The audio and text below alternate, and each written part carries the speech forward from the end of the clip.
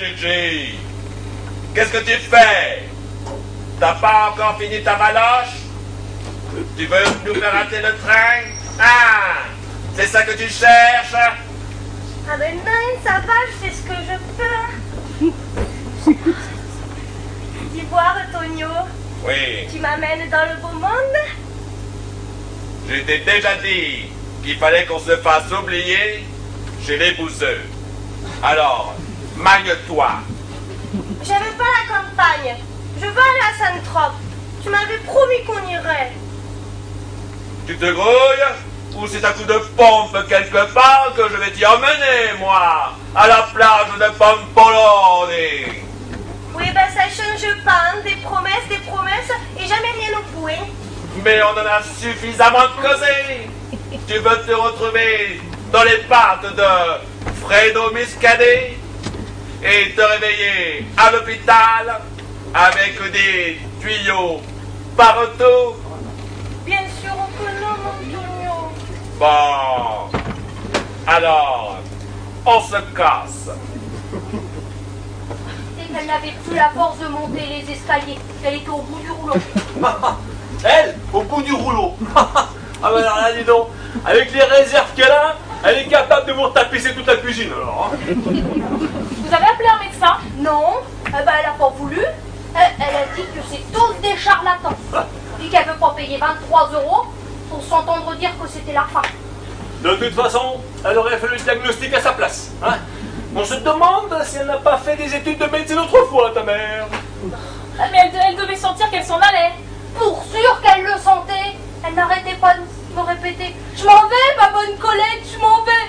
J'aimerais tant revoir mes enfants avant le grand voyage. Oh, Bernard, tu entends? C'est alors qu'elle m'a demandé de vous appeler, vous et votre frère. Dame, ça a été ses dernières paroles. Ah oui. Oh, Père Bertie.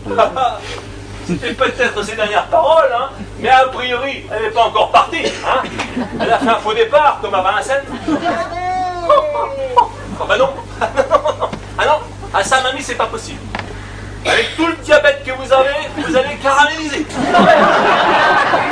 Bernard veut simplement dire que maman a le sang fort, c'est tout. Bah voilà. Bah oui, mais dis, le petit moustique français, lui, il savait pas qu'elle avait le sang fort, ma vie. Ah voilà. Alors qu'est-ce qu'il a fait, cet ignorant d'insecte? Il s'est approché de mamie, puis il s'est dit: hé les gars, je me prendrais bien une petite goutte de sang de 70 ans d'âge. Ça doit pas être dégueulasse, ça. Et mes cheveux qui sont dans un tel état. Oh, et ma bagnole qui est toute dégueulasse. Je peux pas me recevoir dans ce taudis. Oh, faudrait que je me fasse un brushing. Faut que je lave ma bagnole, y a pas moyen. Il va falloir nettoyer la cuisine. Alors là, on est en plein feuilleton des feux de l'amour.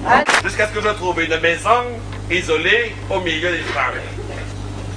Eh bien, ils sont beaux, mes enfants, hein. Eh ben, faut dire que depuis hier, on en a entendu des vertes et des bromures.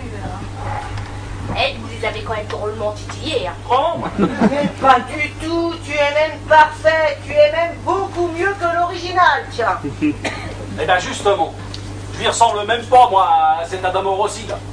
Au premier coup d'œil, on s'apercevoir de la supercherie.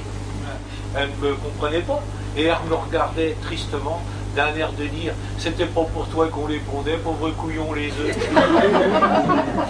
Eh ben, j'aurais jamais cru qu'une poule était capable d'une réflexion aussi profonde.